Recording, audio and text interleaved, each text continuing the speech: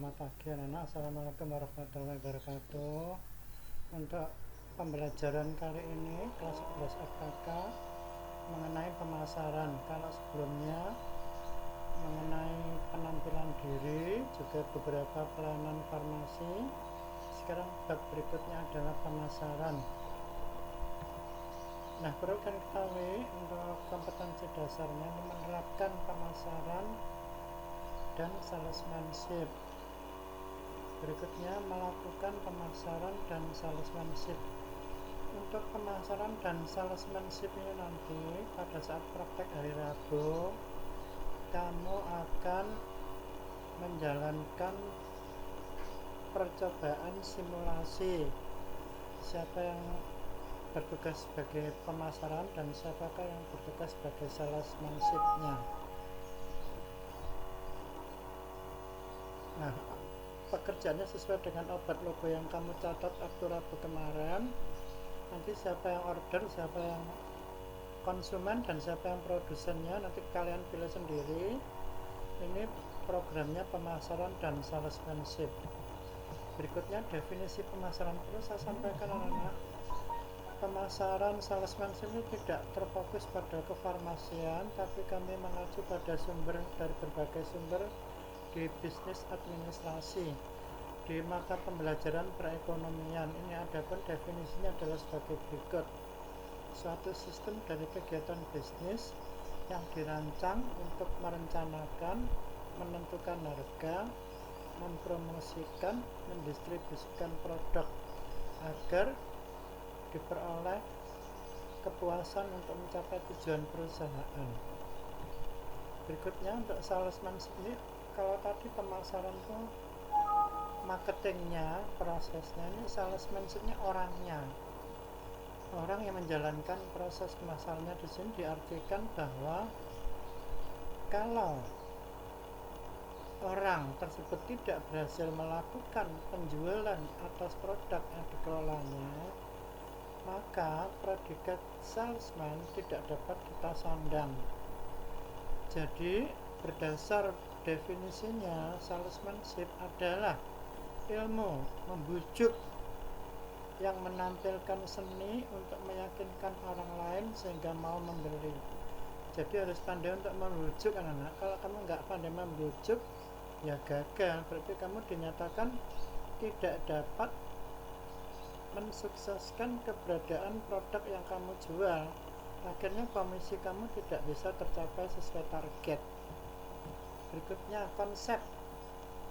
Ini saya ambil dari berbagai sumber, salah satunya di bisnis ekonomi, di ekonomi bisnis di pembelajaran fakultas ekonomi anak-anak. Ini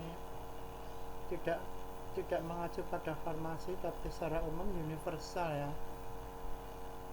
Konsepnya menegaskan bahwa kunci untuk mencapai tujuan organisasi ditetapkan oleh sebuah perusahaan menjadi lebih efektif, berguna, dan dalam menciptakan serta mengkomunikasikan nilai pelanggan kepada pasar sasaran yang terpilih.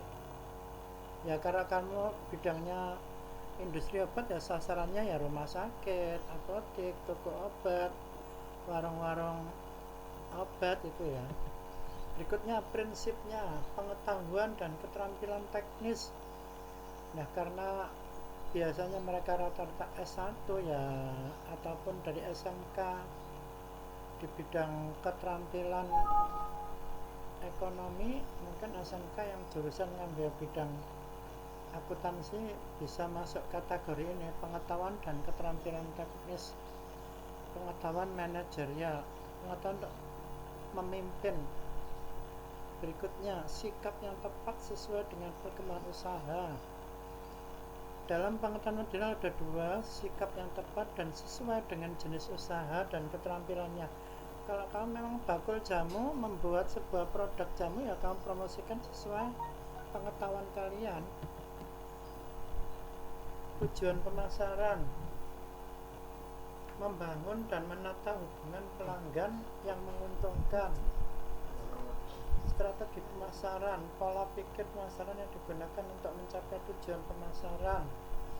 Strateginya pemasaran berikut adalah spesifik, penetapan posisi, dan pemasaran yang kompatibilitas.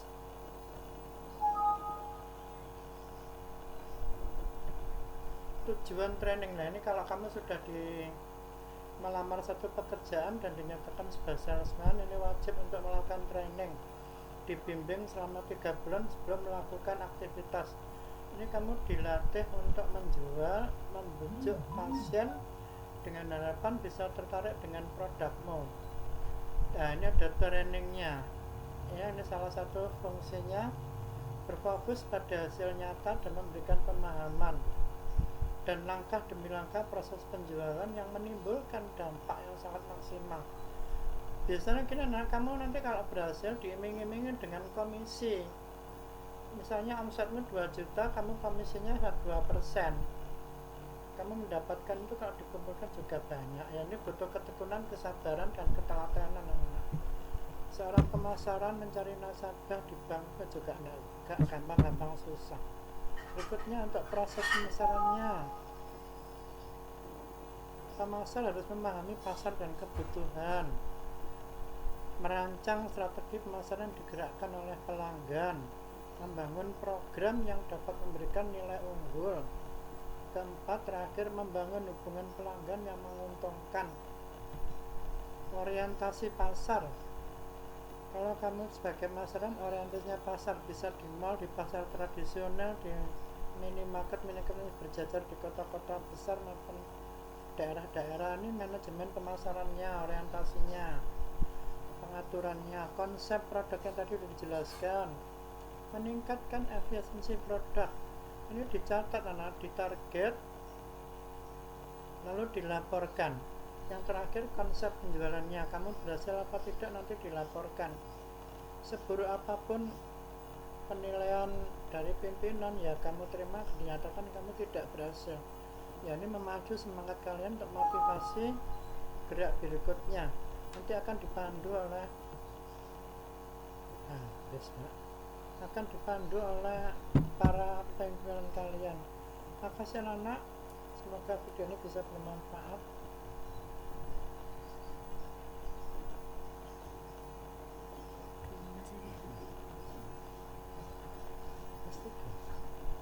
Kursor